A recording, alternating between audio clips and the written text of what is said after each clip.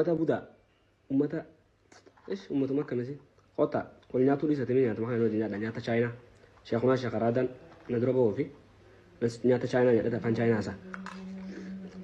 wanni beekuu qabdan ogoon dhugaa haasee warra komantii jalaan naa rabsitan wallaahi al'aziim isin ummataa miti maaliif yoo ottan dhaggeeffadhu waan isin hin galchine keessa hin galina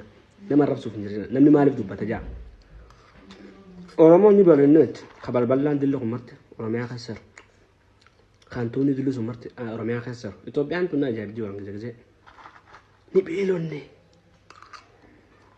ummatuma najisa qabeenya dura qabsan biraan